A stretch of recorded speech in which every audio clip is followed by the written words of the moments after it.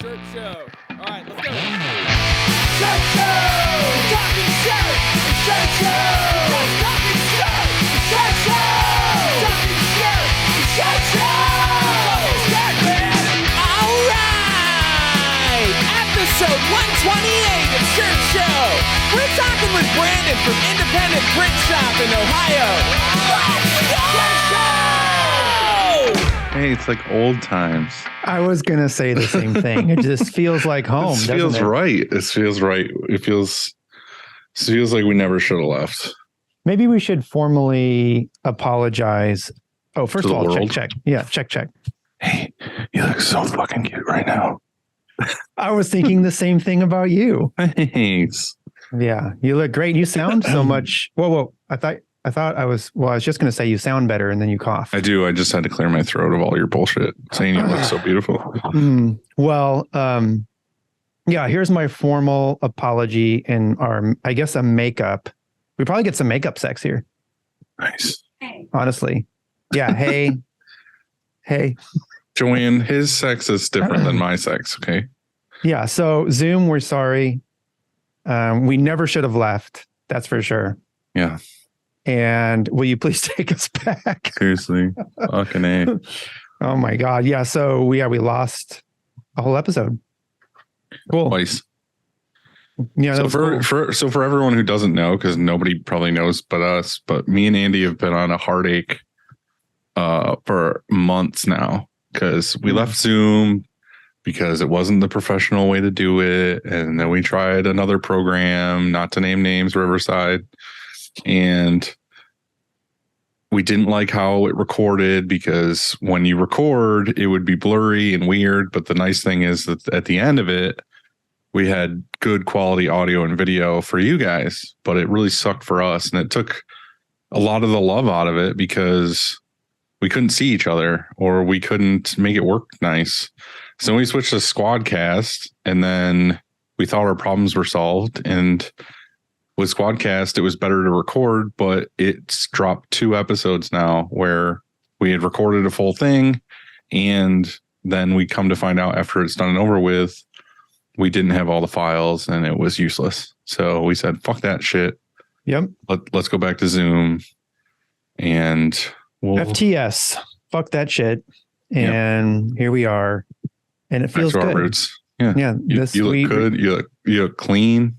Yeah. I'm super hyped. I'm ready. I'm excited. Zoom, baby. I hope when Brandon comes on, it's just going to be like shitty connection. No, well, this is the best you've looked. Like, I can actually see you. And this is the first time I can see you in 2 months on a podcast. That is not in real life. Yeah. Not in real life. We see each other constantly. Often. Too much. You're not drinking coffee. Hot cocoa. It's too hot, actually. That's cute. Thanks. What? Nobody drinks hot cocoa. Like, unless you're this daddy bear does. Yeah, unless you're 5. It's Joanne's over there. There's like 3 inches of snow outside, and I got a beanie on because it's cold. And I got some hot cocoa, and I'm gonna sit here and chat with you, bud. You got some marshmallows in there? Yeah. What's the problem? Okay. Want to be comfy or not? How's that parking lot holding up? It's beautiful. Yeah, fresh and new, right before the snow. Mm-hmm. It's good. It looks good. Like, is it fun to plow? I love all of this. You love plowing it? I love plowing. Yeah. It's my favorite thing. Probably easier than plowing bumpy, rocky. Yeah, Rocky's you don't want that. That's too rough. Too abrasive. Smooth. Yeah. So guess what I did last night? Is it related? No. Oh. No. Well, no. Yeah. So I hung some curtains. You would. I would. And so, the room you slept in, how there has glass doors, so I can see in. Right. Exactly. Well, Joanne's parents are coming to town for Thanksgiving this week. Yeah. You did a basement cleaning? We already did that. Yeah, we did that this last weekend, but we hung some curtains in there, some privacy curtains, that we got at Target. And because you don't want to watch Joanne's parents go at it.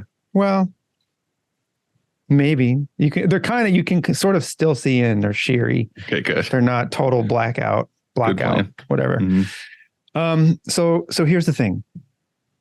I get home and my cordless drill's battery is here at the shop in my cordless saw.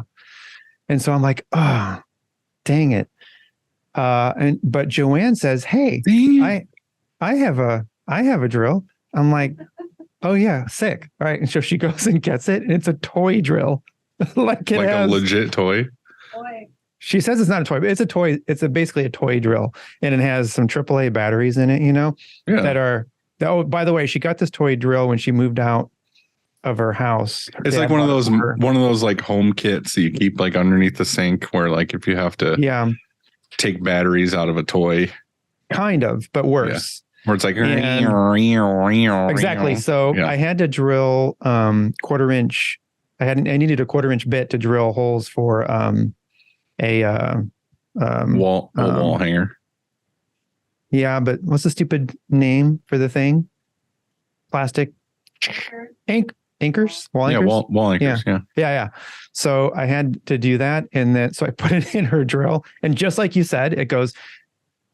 First of all, you have to hold it sideways for it to even turn on still, and so you're holding it sideways. Show me how. And nope. And then it goes, and then when you get to the drywall, it goes to nothing. Yeah. So it turns out. I think Joanne handed you the wrong device. It turns out that it's easier to drill a hole in drywall with my fingers with the bit than it is with this drill. So I just took the bit and I turned it like this with my hand. Cool. And made the holes and then put the anchors in, and then I had to screw it. It didn't have enough power to screw in the screws. So a normal screwdriver screwed. And then I actually I hit a stud on the center one, like the center curtain holder bracket went into a stud. And so it was perfect. I screwed the screw in. It was perfect, but I had to screw it in with the screwdriver, not a drill. It's almost better to manually screw into those plastic wall anchors anyway. So you don't like strip them out, like over torque them. Well, I have a sweet Milwaukee driver, and it has a torque adjust. Yeah. You know what I'm saying? Yeah. Pretty good torque adjust. I have that one too. Yeah. Cool. Nice. Cool story, man. Nice. But yeah, the curtains are up, and they may fall down, but they're up. Like, they're up for now. You know what I'm saying? Phenomenal. Yeah. I'll take them down when you come to town, though. Cool. Thanks, man. Appreciate it. Yeah. You can actually just leave the doors open when I come to town. All right. You'll love that room now, though. It is like the vibe. I loved it when I was there. Well, it's even better. We had to throw all that stuff away. Remember? That was right. Yeah. I went to the dumpster. Yeah. Right. But we got new stuff. And you're gonna love it next time you visit. Yeah. Okay. Nice soft sheets and comfy pillows and stuff. Cool. The lighting, the mood lighting. Right, like a Joanne pillow on one side and an Andy pillow on the other side. Mm-hmm. Yep, just for you. Your own robe. Your own robe. I know you like to just wear a robe during the day. Right. So like when I go to bed, I drop it in the doorway, and then I look back, and you're watching me. Did you choke yourself up there? You okay? Mm-hmm. Yeah. How's your week going so far? Pretty good. It's steady, but not overwhelming or anything. We have a couple of surprise rush orders though, which is cool right now. 3 today. Yeah, like they're coming in, and you know what? We're able to fit it in. It's nice. It's not such a big deal. I'll take it actually. Mm-hmm. What else? I don't know. I think that's it. Just a lot of prep work for Turkey Day. How about you? That's cool. It's been good. I was in the shop all day yesterday. I got some new heat presses and got those set up. So it was cool. Got the pneumatic ones. Yes. Like mine. Yeah. So I played around with that, and Only I don't have the one. You got one of them like me, the smaller one. yeah, I want the bigger one that you got. yeah. You I got the two. big one. I You got the got the big one. and small? the little one. Yeah, I want the big one. Yeah, I think I'm gonna go ahead and order another small one. Well, too. according to Discord, price is up. Can do. Well, we'll see. We'll see. We'll see. I had to. Well, I say I had to, but Sarah had to fire an employee. Oh, do you want to talk about that Monday? now or later? We can do it later. Maybe we save that one because that one's going to take a minute. We need the Yeah. full story. We can't have we That's can't fine. skip over. Need the details. The deets. Yeah. Okay. Yeah, all of them. And how when you called me, you were crying and stuff. Right. I need all right, that. Exactly. Right. I think people want to hear it. What else? I had to fully take apart and clean the dryer yesterday. Fun. Mm-hmm. Yeah. That's pretty So we did that on Monday, No, I did it on Tuesday. maybe. I'm getting my days. We did it recently. Let's just put it Mhm. like that. We've done it in the past few days, and it was bad. There was a lot of lint. We got a bunch of snow yesterday. So that's cool. Yeah, it snowed yesterday, and then it melted yesterday here. You want to see? I took a video that I was going to send you, and then I forgot. Wow. I'm sorry. It's exciting. I'm sorry. Um, Wait. yeah, we got a couple wait. inches last night, and then it snowed. Oh, wait. Okay. This might work. It might not. This is some high quality vid. Wow. So out back behind your house, right? Yeah. Yep. And now it's gone. Cool. Other than that, though, things have been pretty straightforward. We have implemented a couple new things in the shop, but we can talk about that in episode 2 if you want. Okay. Well, before we talk about our sponsors, it would mean the world to Dylan and I if you went to Spotify or Applefy or YouTubefy and gave us a what? A 5-star rating. Oh yeah, 5-star. Or like 4.5, whatever we deserve. Yeah. I would love it. Or if you commented in the YouTube or you video. liked YouTube videos, thumbs up, or comments, or shared that you listened to this episode on Instagram on your stories or something, that'd be cool. That's always fun too. Yeah. I love seeing that stuff. I saw somebody shared they were watching an oldie but goodie. What was it? Tyler and Alexa, like In-House Prince episode, which was what, 2 years ago or something? Yeah, a million years ago. Yeah, they were watching it. Mm-hmm. How cool is that? Can't believe we've been doing this art that long already. No, I can't either. But it feels so good. It feels so good to be back in the saddle here. I know. Fucking love this right now. It looks so normal. And then when Not you hit fancy. recording, it said recording in progress. I know. I was like, That's God, so neat. I miss you. Susana. Her name's Susana in my eyes. It's just so great. Like this looks right. Check this feels out. right. Yeah. Printed up a couple of these yesterday. I saw. So are those up for sale yet? Not yet. They literally just got printed in a box. So our good buddies at Graphic Source made up a couple shirt show designs we're going to put up. And we got this classic My Mom Does My Digitizing shirt. Printed on a Bella canvas. What is it? Silver tee. So, yeah. Looks Got some beautiful. time Good yesterday. job. Nice 11 color. Nuh-uh. Yeah. Could have done it in 9. Mm-hmm. Shirt Kong would have done it. Maybe 8. Mm-hmm. Okay, well, Ready? I think it's time. Frank. It all starts with a screen, and whether it's new stretches or restretches, Frank and his team do it the fucking best. Absolutely. To find out more, go to graphicscreenfashion.com, FFFFF, Rank.com. or Greatfuckingscreens.com. Should be the greatest fucking screens.com. well, he probably wouldn't mind another website. Mm-hmm. Not to get confusing or anything. Cleaning screens is no fun. Joanne, do you mind?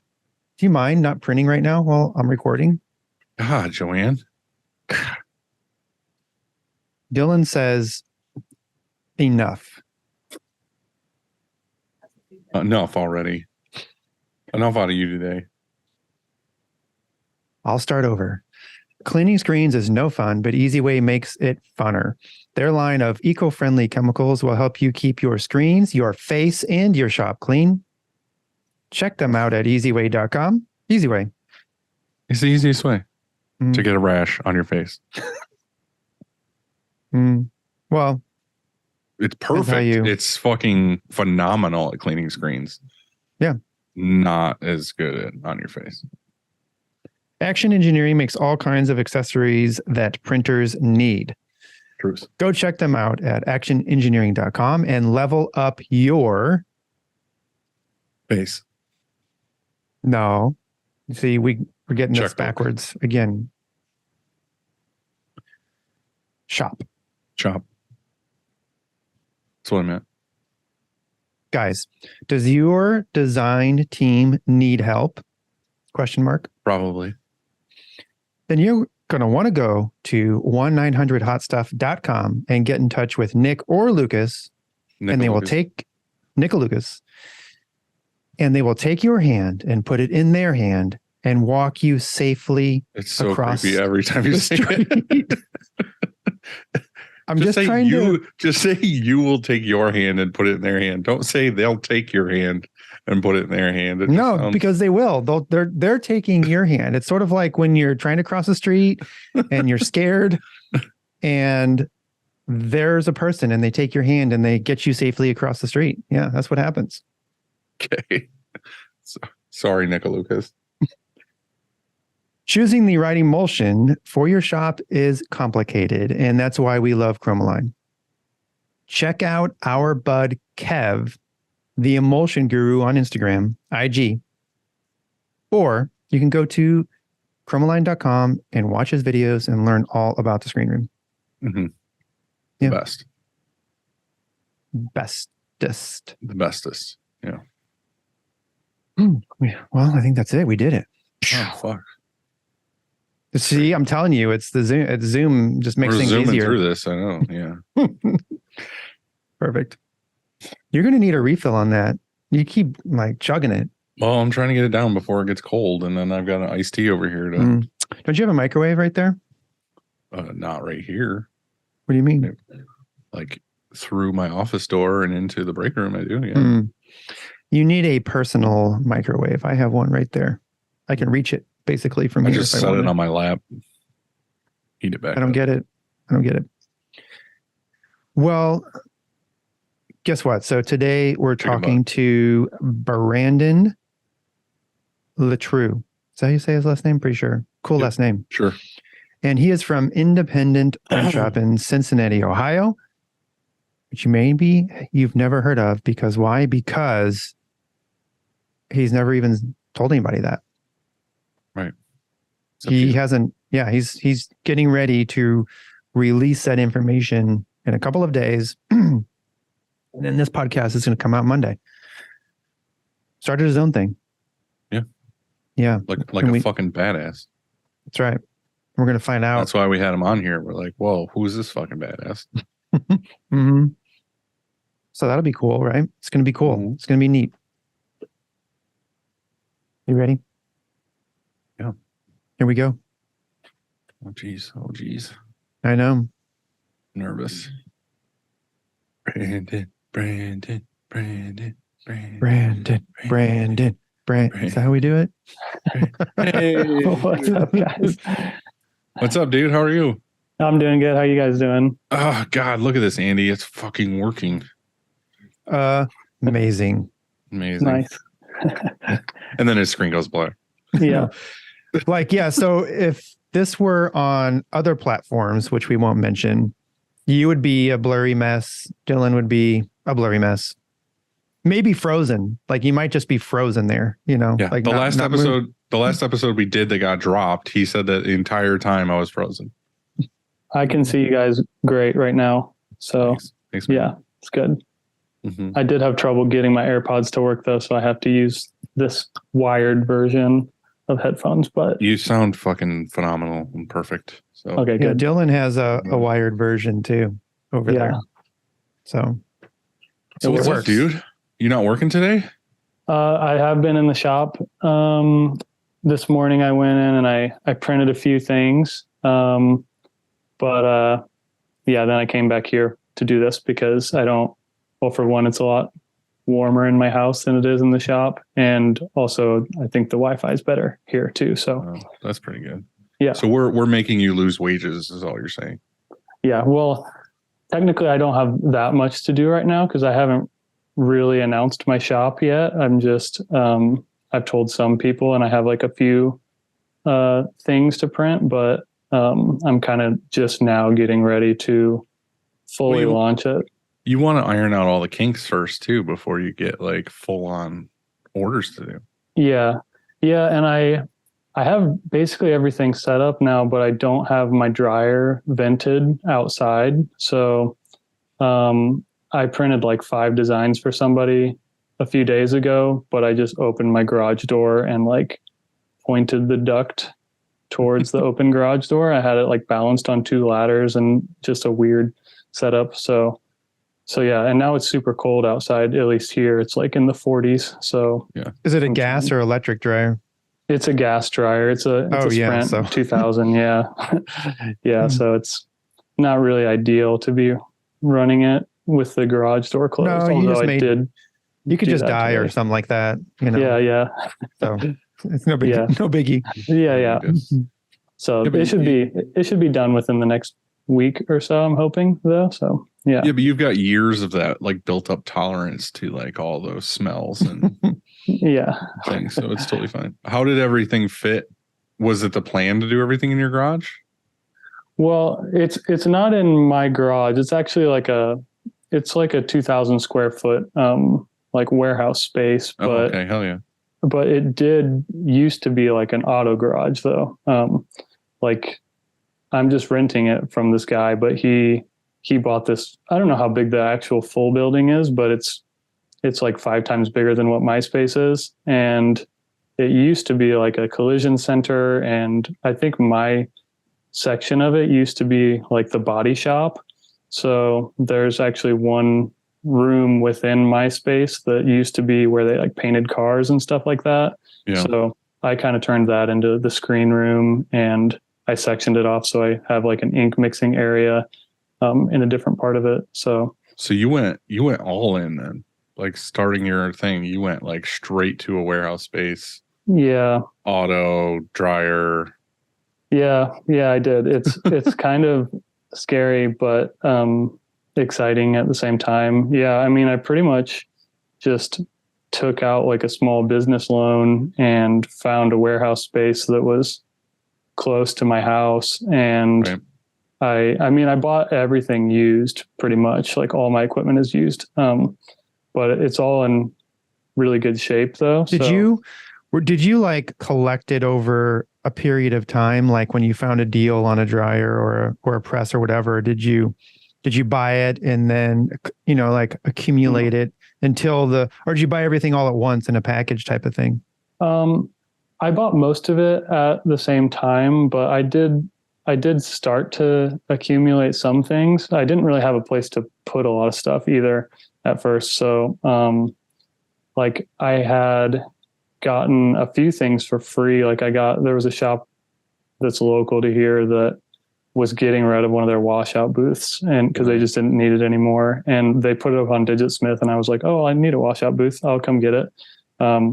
So I got that and I put it like in my mother-in-law's garage because I didn't have anywhere else to put it. So I started like stockpiling a little bit of stuff there. But mostly I kind of just waited to take out my loan. And then that was when I could like really find stuff because you know how used equipment is. It'll be there one day, and if it's a good Yeah. deal, it's could be gone the next instantly. day. Yeah. So for those listening that don't know who you are, like it's kind of confusing as to like Mhm. what the fuck are we talking about? Like he's starting a shop. Can you give like background on like how you got started, where you were, how Mhm. you got to where you are now? Yeah. So I worked for the last like 5.5 years. I was working at a print shop here, local to Cincinnati. And it was the first shop I ever worked at. And I started off just learning the basics there. I was like learning how to do reclaim and, you know, clean screens and unload shirts and stuff like that. And I spent like 5.5 years there. And So did you just level up there to finally get to print, or? yeah, pretty much. But it was also like at the time they were pretty short staffed when I started too. So there was really only like one press operator there, but they had 2 autos. And my manager sort of just was like, I'm going to teach you how to run this press like pretty quickly. So within like a few months, he had me like loading shirts and stuff like that.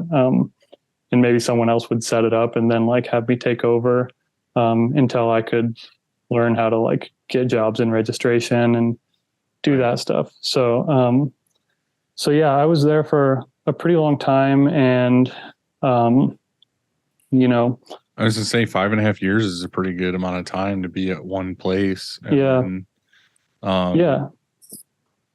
did you just dive into things there on your own, or was it something where they kind of taught you and you developed?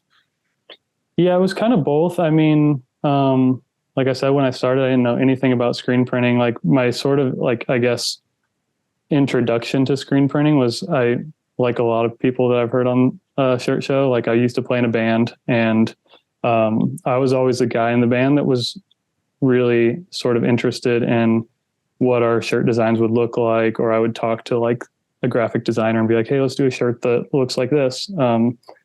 But I didn't know really how screen printing worked at all. Like the most that I knew about it was like I'd gone into a print shop that printed our stuff and we picked up merch, and I would maybe see some screens laying around or whatever. But it wasn't until I got into a shop that I started learning anything about it really. But yeah, I mean, I felt like the manager at the time, he knew his stuff, and he sort of taught me like the basic principles of how screen printing works and stuff like that. But I started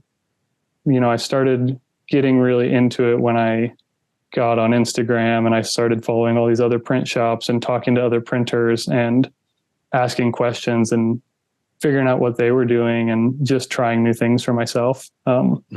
So yeah, I sort of like had a foundation, and I just kind of took it from there. And I just worked super hard at what I did. And I kind of knew after a few years that I would one day like to have my own print shop. But I also knew at that point that to do it the way I wanted to was going to be extremely expensive, because I really didn't want to get like a manual and like try to put it in my basement and be printing that way, especially after I had done it at a higher level for as long as I did. So I kind of was like, I just sort of have to go all in to do it the way I want to. Like besides being completely insane, which makes you one of us, like why would you want to jump from this, job of, printing shirts every day for a shop to actually doing your own thing? Like what were some of your reasons? I'm just curious, because I didn't come from a shop and then start this. I just started this, you know what I mean? Yeah. So I wasn't in that other position. But so what made you want to do it? Well, so I think you guys probably know, but I'm sure a lot of people listening don't really know, but I started like traveling a little bit to some other shops, and like the first shop I ever did this with was a Grizzly Wheeler's print shop. in South Oh, gosh. Carolina. And Hey, Josh. yeah. Yeah. So I met him actually because my wife and I, when she was younger, she used to go on vacation to Charleston, and him and I had talked a little bit just through Instagram about printing and stuff like that. And her and I went on vacation there, and I hit him up and I was like, hey, I'm actually going to be in your area. Can I come see your shop? And so I went and visited his shop, and that was the first time I met him. And so I saw that he ran like a 1-person shop down there. And he hit me up later on and was like, hey, I'm super slammed right now. Would you want to come down here and just print with me for like a week to help me catch up on stuff? So I was like, okay, sure. And I went down there. I like took my PTO because I had like a ton of it saved up because I never took days off. And I went down there and just like helped him out and printed with him. I gotta pause there real quick because Okay. Andy, how would you feel if like Kyle was like, hey, I need a week off, like quick notice, like, hey, I need to take a week off to take PTO, and then you found out he went and was being shop manager at another shop for that week? Honestly, I think I'd be okay with it. You're so full of shit. There's no way you would. No, really. I think that why would it be okay with it? Because I think he would get perspective. Yeah, especially at Josh's shop. Yeah. But I think he would get perspective, like he would come back and either have learned some good things or bad things, you know what I'm saying, to bring back here. Yeah. So that's true. Like Josh is really good. Like Josh is a really good printer and he does things a specific way. So yeah, going there probably would have been cool to like pick up some stuff. So like I think it would be a good experience. And the only I guess the only way I would be bummed out is that if he sort of lied about it or something, Right, like didn't want to tell you why he needed his PTO and just and then left us in a bad spot. Like if we were super slammed or something and he went there. But how did you go about it, Brandon? Did you tell your current boss, like, I'm going to go print with somebody else for a week? I did, but the company that I worked for, there was kind of a disconnect between like production and like higher up management. So like all the people that I worked with every day in the shop, like they all knew that I did that and they were like, cool, that's sweet. But like, I guess I didn't really have to give a reason as to why I wanted to take time off of work to anybody above me. I didn't really communicate with them like regularly anyway. Right. But yeah, I mean, like my direct manager, he knew that I did that and he thought it was cool. That's awesome. And yeah, I think it is really cool because I was able to see a totally different environment than I normally work in. And that's what I like about going into someone else's shop is you pick up little things, or I think it was really beneficial for both of us. Cause I mean, for him, it helped him catch up on stuff where he was getting really backed up on, but also, there were certain things that I showed him that I do that he was like, oh, that's a good idea. And there was stuff that I saw there that, that I hadn't thought of, Was he running M&R or Rock at the time? He was running a Rock. And that was my first experience working on anything other than an M&R also. So it was almost like I had to learn that press also when I went down there. What was your take on that, going from an M&R to a Rock? Like, how was the transition? It was a really easy transition. And I think that a Rock, it has to be easier to learn for someone that's never printed before than M&R.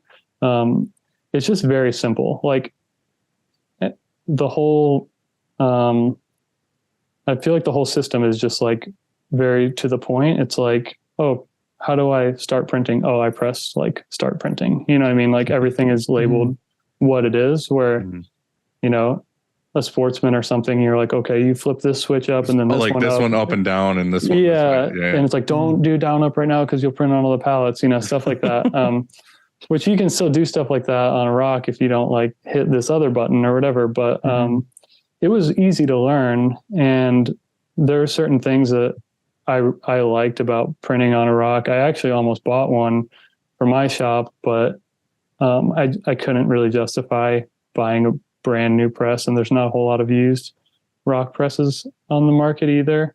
So I didn't go that route. But yeah, it was really easy to learn though. I felt like within a day I felt comfortable running that press. Nice. So we went off a tangent. Where were you? Mm-hmm. You said you went and you visited Josh. Mm-hmm. And then what happened after that? Yeah. So that was when I sort of started seeing, I guess, what it would be like for me to start my own shop. In my mind, I was like, this would be more what it would be like, because I would probably be working by myself a lot. I can't afford to like pay a bunch of extra help while I'm trying to build a new business and stuff like that. But I did want to sort of run it the same way, where there's an auto and like there's a lot of automated things that make it easier to put out like serious volume as a one person shop, as opposed to like being on a manual and like having to spend like days printing orders that would take, 2 hours to do on an auto. Yeah, you were coming from an automatic shop, and maybe they had a manual too, but you were used to automatic printing.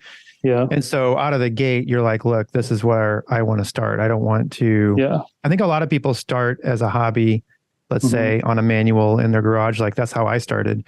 Yeah. And so I had never even printed on an automatic. I pretended. I used to stand in the garage. I was there, and all of a sudden I got delirious. I was standing so long at that press that I would pretend that this was an automatic press. Yeah. Like, you know what I mean? Just to get me through the hours. I'd be like, oh, I'm loading on an auto. And I would pretend it was a machine. Yeah. I was an only child growing up. Don't Well, you were talking to your imaginary brother or sister next to you too. Did you have one of those? That's right. Well, and I am a much better printer on an auto than a manual also. Like I mean, I can print on a manual, but I never had much reason to. Because well, that's the thing though too, is like a lot of people, like even here, like all the people that run the autos have never ran a manual before. Yeah. Like, yeah. I mean, they get trained on the auto and why would they go back? Yeah. Yeah. I mean, the shop I was at, we were running 3 autos, when I left, and we had a manual, but it never did anything. Sometimes like a one color print that was like, we needed to print one shirt or something like that, we would maybe throw it on there just to not have to clean a flood bar or something like that. Right. But yeah, it never really got used. So it's definitely not for anything more than like one color, really. So how many times did you go down to help Josh? Just that one time, or? No, I think I've been down there 3 or 4 times now.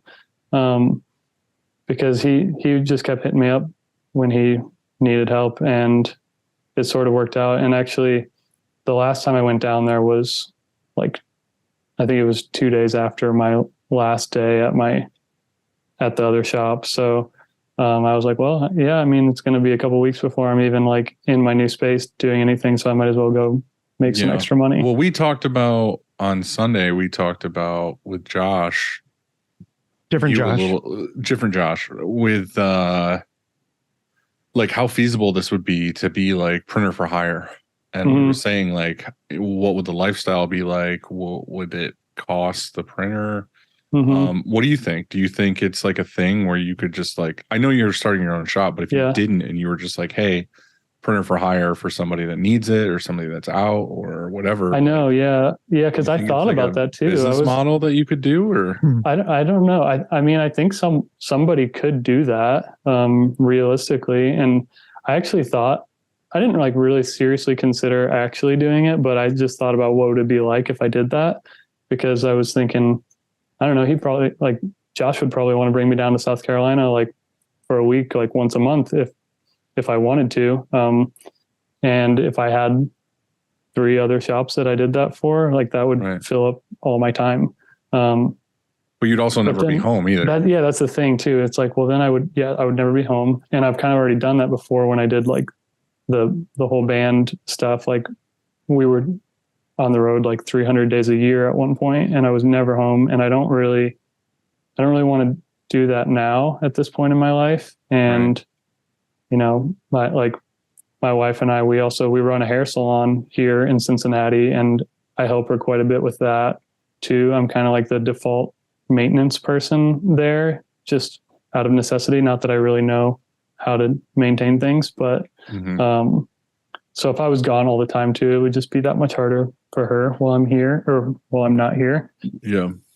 But yeah, I think for somebody that wants to travel all the time, I mean, it's realistic, but it's also kind of weird. It's sort of a weird thing going into someone else's shop that especially if you've never met them before, because I never really want to I don't want to like advertise that I'm like this expert that is going to like come in and I'm going to like, right. Like everything's going to go flawless. Yeah. And it's like, it's sort of weird I'm the most I can say is like, I feel comfortable running a press and, I'm a pretty good press operator, but I'm not like selling myself as like a consultant. There's these people like Ryan Kasparian that have been in this industry for 20 plus years that know way more stuff than I do. So I never want to like oversell myself. I'm just like, I'll come help you. But like, yeah, I think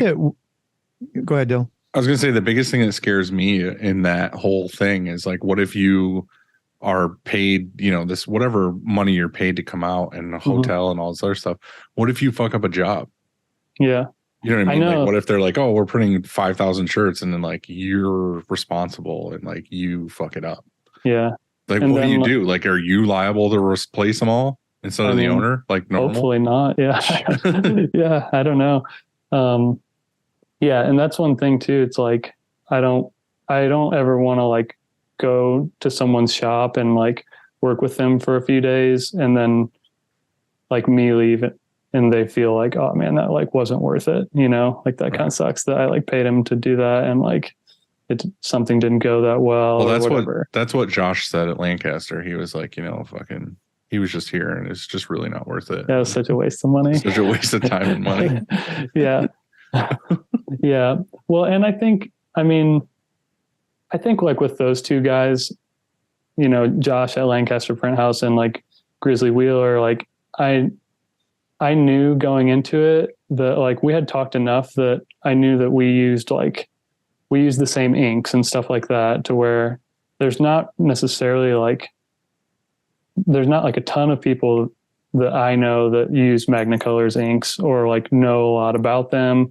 And so they felt like, okay, well, at least you already know how to use this stuff. Like I'm not going to have to teach you how to do at least this part of it, where especially in print shops that do a lot of water-based or all water-based, like that's something that I think it wouldn't be worth it for them to bring someone there that doesn't at least know how to work with what they already work with, Right. And the big thing is that you were going there just to help them out, like as a buddy, not necessarily like, hey, here's an expectation. You're just like, I'll come down and help you out for sure. Yeah. Yeah. And I think we were, the way we talked it out with Lancaster is that for it to make sense, it almost has to be just to get you out of that jam and to save, a customer from leaving you because you're not getting work done. Because when you run the numbers, let's say it's $100 a day for hotel. And so that's on a week. So let's just base this on a week. So that's $500 for the week for a hotel. And let's say it's $250 each way travel for flight or whatever you got to do. So that's another $500. So there's $1,000. By the way, so that's cheap, but let's just say you can do it for a $500 round trip. So that's $1,000. And let's say you're going to do it for $25 an hour. You're going to run a press. I don't know. Let's just make a number up. So that's $1,000 for the week too. So that's $2,000, which is $50 an hour. Which is, I think, is on the low side. I think it would be more like $3,000. Maybe it's on the low side, but it's $50 an hour, and it's good money. As a minimum. Well, I mean, that you're going to be spending as a shop owner, and so I'm saying that that's double your labor typically. And do you have that figured in when you've bid out those jobs? Well, probably not, because all of a sudden you're in this jam, and you've got to get some help in. So I think it's basically. it's really tough unless you are close by. So I mean, I don't know how close Cincinnati is to wherever you drive there. Well, then it's going to be way less. You know what I'm saying? Instead of the flight. So but I think like if depending on the size of the shop too, like if you're, you know, in a real bind and your head printer's out and you're like, fuck, I really need someone in here and I've got this job and this job that needs to go out. Like we were saying, like I would rather break even or if not lose a little bit money to make sure I had that big client or whatever still taken care of. That's where like $3,000, I'd be like, okay, cool. Like that's factored into the job, whatever, we're good. Here's what you do. You get a camper van. So like you don't have to get a hotel. So you just basically drive to wherever shop that is. Well, that's what Ryan does. And you sleep he drives in the that van. fucking car across country and does it on the cheap. Yeah, it's smart. Yeah. And mine kind of worked out with going to Lancaster because I'm not super far from there. Like I did drive there and it was like 7.5 hours. But he was it sort of worked out because he messaged me, like we were just talking and he was like, oh yeah, like my head printer is like sick this week. And now I've got to now I have to run press on top of everything else I have to do. And like, he jokingly was just like, you want to just come print here for a week? And I was like, actually, I mean, I don't really have that much going on right now because I still need my dryer installed and like the contractors that are doing stuff, they can't come this week. So I was like, that actually might work out. So I just left like the next morning, like early and just drove straight there. And I got there at like 2 p.m. or something. And then we just worked for like 5 days and it was just sort of like perfect timing to where I was like, all right, yeah, let's do it. And I had wanted to go out and see his shop at some point anyway. And I don't really know now when I'm going to have another chance to do it. So what did you pick up at Josh's shop? Was there anything that you kind of saw that you were like, oh, that'd be cool in my place? Yeah. I mean, his shop is awesome. Like I feel like it's so much more, like clean and like pro than my setup is. But I mean, like, I don't know. I saw your ink table. It is nice. I mean, I like my setup. It's nice, but I just like when you see a shop like his where it's like shiny floors and like it's a brand new like. Oh yeah. There's just so much new space. Yeah, it's huge too. But yeah, I mean, I just feel like it's always helpful to work with other printers and like, I mean, him and we've shared like information back and forth for probably like the last 2 years, I think is when we first started talking. And I feel like there's always kind of been like a constant stream of like, hey, have you tried to discharge on this shirt? Do you know if it works? And then I'm like, oh yeah, I've done that. And it does or whatever. Or like, I don't know, just like random little stuff like that. Right. So he's just one of those people like him and Gabe from Maybe Tomorrow. The three of us have a group chat that I think it's been about 2 years that the three of us have just been doing that. Yeah. I love like the internet maker group camaraderie thing that we all have, that we just fucking talk to each other and are like lifting each other up and helping each other with situations. Yeah. And there's different shops that are in different group texts and stuff. And they, you know, they share information because it's hard, right? It's hard to figure out. I had somebody text me a minute ago asking what kind of oil we use for the Cobra, you know, and it's just like instant answer, you know what I'm saying? Or I take a picture of it or something and send it. And so, yeah, I mean, it's like, isn't it cool to have help like that? Yeah. I don't know. Yeah. I think it's super cool. I really like that about the screen printing community. And I think with anything, there's always like certain people that feel like they don't want to share their secrets. Like, no, I worked for this secret and you can't have it. But I've never been that type of person. Like, I feel like if I didn't have people that shared certain things with me, it would have taken me way longer to figure out some of the stuff that I did figure out. So I like being able to, you know, to share those experiences with people. I think it's really nice. So in your story, we got to, you worked at the other place and then you started traveling and helping people at different times. I guess my question for you is like, me and Andy as owners, and we put time and energy into having these head printers and stuff. Was there something that made you want to leave that shop to start your own, or were you just like, I'm ready now? I'm at the point where I'm comfortable and ready to like start my own journey, or how did that work out? Yeah, I mean, I kind of feel like I got to a point where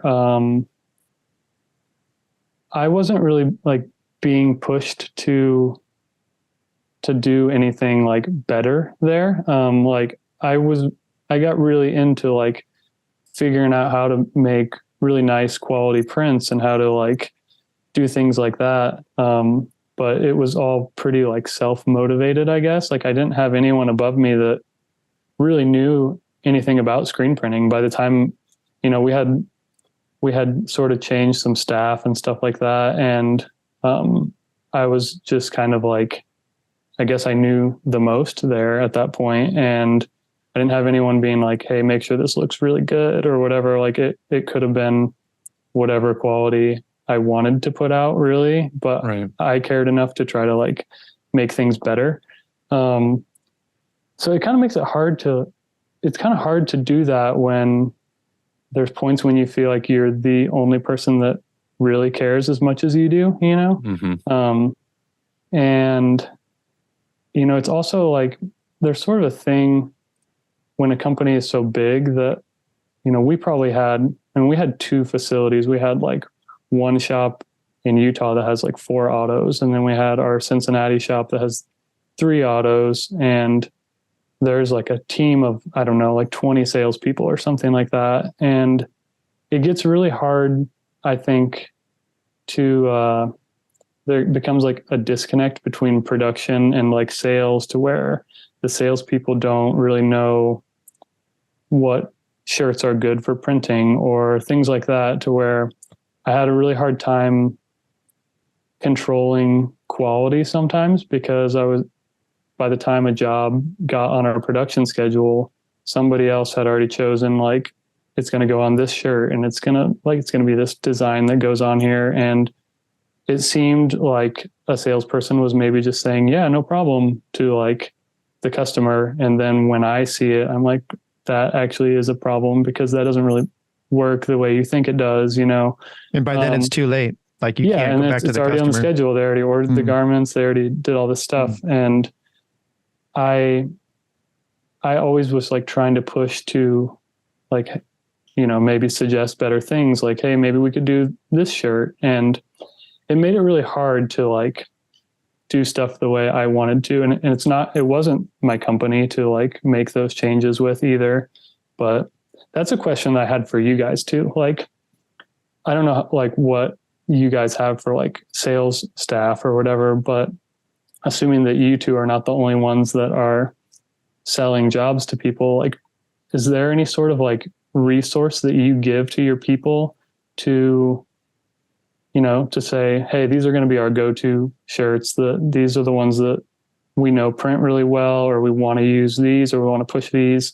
Cause I felt like our stuff was all over the place, where it was like, we printed every shirt brand and every shirt style from all those brands. And it was I feel like hard. there's different kinds of salespeople, or there's different kinds of shops. Like I would rather do the research to find out what shirt prints better, but on top of printing better, it's usually what shirt fits the best for the like the general public, not necessarily like one person really likes this, one person really likes this. And the most feedback we've gotten out of a lot of the premium tier shirts was always like the Bella Canvas stuff. So we kind of just took that and ran with it and was like, okay, well, we're going to offer this first, and then we'll throw in all this other stuff. Like there's always the people who want like, a Gildan, like a basic tee or a ring spun tee or a hammer tee or whatever. But for the most part, it was always like,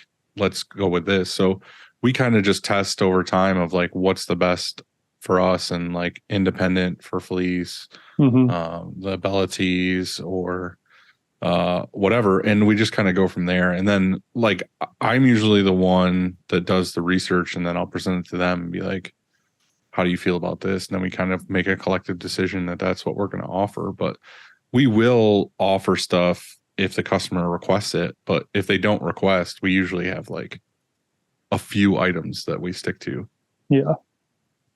But there's the other side of that where there's just companies that just take the catalog. You know, they'll take like the SNS or Broder catalog, give it to a customer, and then the customer's just like picks one of this, one of this, one of this. That's where I feel like the willy-nilly comes in. Yeah, and I feel like we would run into like a lot of stuff like that where I'm like, why are we doing like 30 shirt styles with this one design, and some of them and there's like 5 polos in there. Yeah, and there's like ink changes and all this stuff. Right. And that's where it like I started seeing things like that where I was like, I would never do this way if this was my shop, you know, but it's not. So there was just certain things like that I'm like, I would really like to have control over this aspect of it, you know? Right. But as you scale, I think you eventually do have, let's say you don't have an outside sales rep, you have an inside one. Mm-hmm. Eventually that person has to understand, sort of like what Dylan was describing, what you guys have agreed on is what is printable or what is acceptable, you know? And so for us here, there's 3 people that are involved in order intake. And one of them used to be a press assistant for, I think, about a year. And so, you know, he saw what works and what doesn't. And so he's really familiar with that sort of thing. And the other 2, we did a screen printing 101, which is just very basic. And I just spent a day basically, as far as on press, where they had to load a screen in and had to set up, put squeegee flood bars in and had to see it print. So they have the basic idea of what a flash is and that sort of thing. And then also they had to spend some time at a dryer, you know, and so they caught shirts and saw what shirts looked the best and things like that. And I think that is really beneficial because then they, instead of, you know, reading about it or talking about it, you know, it's hands-on and that's a way better way to learn. Yeah. But we still make the mistake though, you know, so it'll happen sometimes where some shirts will show up that we just can't print, you know, for whatever reason, or I shouldn't say we can't print, but there would be a challenge. And we're like, well, now it's too late. How do we make this work? And most of the time we work it out, and it sucks for them at that moment, or it takes longer, or we have to, you know, put it in revolver mode and spin twice extra because of it or whatever and get through the job. And then we make a note and put it in the profile of like that order, or we flag that shirt and say, hey, this shirt sucks or whatever. What's the worst is, like Brandon was saying, is you'll do an order that's like 50 shirts and then there's 5 polos. Mm-hmm. And then the printer goes to print a polo or whatever and forgets to use a split squeegee or add a card with duct tape or something on the back of the screen. They pop a screen on a button because of the flood bar or something. It's just like, dude, like, why are there fucking polos in this order to begin with? Like, it should be its own order. Because it's a different setup on press. Like, it's not the same. Yeah. Yeah. Or there was a lot of stuff like that. Or there was even like a lot of stuff that was like, we would print some order. There's like, you know, 500 shirts or whatever. And they were black Bella 3001s with a white print. And we'd be like, oh, cool. Let's do discharge white on it, one screen, and run it that way. And then we print it that way. And then like a couple months later, reorder comes up, but they put it on a totally different shirt that's like a solid black tri-blend now. And we're like, well, this isn't going to be the same as we did last time. And you have to like go through this whole thing of like explaining why it's different now. And, you know, stuff like that, where it's like, you could have just got the same shirt, or you could have got one that was comparable, not a totally different style. And like, did you educate the customer that this is going to be a different print? You know what I mean? Like 9 times out of 10, they know was the answer. Probably not, but that's a really tough spot. And there's a disconnect between production. Even here, there's a disconnect between production and sales, and even design sometimes, because you'll have a customer at the front counter and they'll be ordering their 150 shirts and they'll want 5 hoodies or 5 polos, like your example was, and you know that that's a problem, and it'll be a problem on press, but you say, oh no, you know, actually that's going to be different, but they want it, like, oh no, we really need these, you know. And so you're kind of stuck in that. You need to make the customer happy, and so maybe you accept the order. And how you should do it is write 2 work orders, you know, essentially kind of what you're describing, and eat the cost write the work order for the 150 shirt and then write the work order for the 5 shirt, even though your minimum's 25 or whatever your minimum is, you still print those 5 just as one of those, hey, we're making this person happy, but they're separate.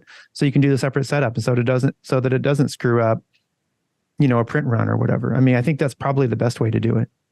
Yeah. But the problem is the salespeople just don't know. They just like, oh, they'll just print. Like, we'll just order these items and make the invoice, and I did my job, and it's off my plate. Yeah, and stamp it on the shirt. Right. When it gets to production, they're like, what the fuck is this? Like, this is not doable. It's like print sizes and stuff like that. They're just like, dude, this is not gonna work. Yeah. So you went out and did all this stuff, and we were talking about the shop. You just felt like you were at the top. Like, you couldn't go anywhere really. He couldn't grow. Yeah. He felt like he couldn't grow. He was frustrated with bullshit salespeople. He told them to fuck off. Right. Every day he walked in like this. Take this job and shove it. And he was out of there. When you were saying that you were educating yourself and doing these other things, were you going home and researching things, or were you just like trying different things at work? Or a little bit of both, I guess, because like, we did have like the resources to be able to like order whatever ink we wanted to. And I mean, we ordered a lot of stuff just to try it. And like, when we started getting really into water-based, we wanted to figure out what the differences were between all the different brands and stuff like that. And so we ordered like the full mixing system of Aquarius and all the bases. We ordered all the Magnicolors pigments and bases, and we ordered all the Matsui stuff. Like, we ordered like a ton of stuff, and would just try it on different jobs and see how we liked it. So yeah, there was definitely a lot of like R&D going on, I guess. What about like artwork and steps and stuff though too? Because if you wanted to try to level things up, did you have to talk to them of like, I want to do different size traps on this, or I want to do this differently? Or was artwork always good? You were just kind of figuring out the best way to print that. Yeah, there was always like some level of like communication between production and like SEP's team, but we sort of like had stuff set up to where like the art team didn't really need to know exactly how we were going to print it, where almost everything was separated as like, here's a white base and here are the top colors. And, there wasn't really, there'd be like a choke on the base, but everything else was pretty much like butt registration. And if we decided, we want to do discharge on this, well, I guess we just don't need to use that base screen, and we have all the other pieces that we need to do this. And there was times where it was like, hey, I have an idea for this, where maybe we print this one color solid under everything and we do this gradient over top. And I would, get on like a video or whatever and show them the print and explain what I was thinking we could do to change it or whatever. But yeah, I mean, I feel like that was always pretty decent. Like the SEPs team was always like pretty good. We had some people for sure that were really talented at separating. So that helped, but a lot of it was just figuring out how different inks worked and stuff like that. Right. So you decided when did you make the decision, and when did you like actually stop working there? So I stopped working there at the end of July. And I sort of decided that I wanted to do, I think it was like maybe in May, I want to say. So there was probably like a couple months where I knew like, that I was going to be done, but I really tried to give a really good notice. I think I gave almost a month notice. I was like, hey, I'm going to be leaving. And we were also in a really slow season too. I really didn't want to leave like on, bad terms or put them in a bad spot either. We were in a really slow season, and I was like, I'm willing to work till the end of July if that's okay with you. And I think that's plenty of time for me to like get some other people up to speed. And I was going to say, did you train somebody to replace you? yeah, I mean, because I feel like by the time I left, we probably had the best team that we ever had. I think we had quite a few people that were comfortable running press and like knew what they were doing. And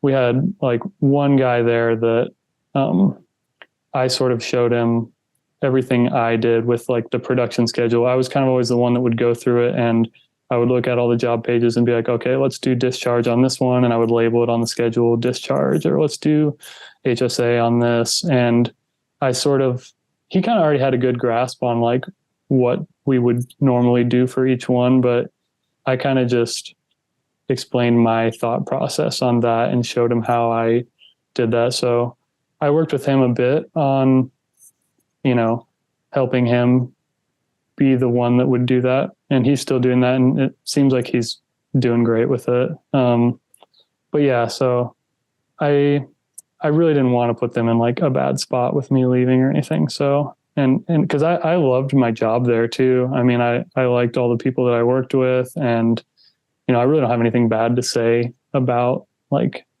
what I did every day. There's always like little frustrations with like, Yeah, but you'll have that at your shop now, so same thing goes. So what has been your, like the toughest thing or your biggest hurdle so far starting this new shop? It's hard for me to like rely on other people to do things that I know I can't do. Like I'm not an electrician, so I know that like I need to bring in these people to do certain tasks, and like I kind of have no control over when stuff gets done or when people show up sometimes, and everything takes longer than you think it's going to, and stuff like that. More.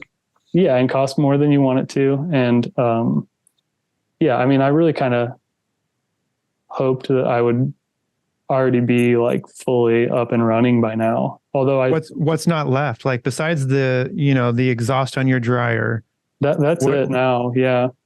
But it's taken a while to get to this point. Like it was just a lot of waiting on like, oh, the plumber says he's going to come connect my gas pipe today or whatever. And then I'm like, oh, he didn't show up, It's just always stuff like that. But I don't know. I think that's maybe the hardest thing, is just like having to be patient, when you're like excited about getting this up and running and you want to like be printing and like doing all this other stuff, but you can't yet. I don't know. I feel like I've had it before, and not to knock you and say anything like this, is just kind of like I've had printers here that have either quit or got fired or whatever, that just saw the way the business was ran, and they were on press, and they were like, I could have my own screen printing business. Yeah. And then they either leave and start one and try it and crash and burn, or they, whatever. But I always like think about it in my head. I'm like, that they as printers only have a chunk of it. You know what I mean? Like they print the job. They don't do the artwork and the separations. They don't do the sales and marketing, and they don't do customer service and all that other stuff. Are you concerned at all about all that other stuff? Because it seems like you were great on press, but do you feel like you have built the knowledge and chops to do all the other stuff too?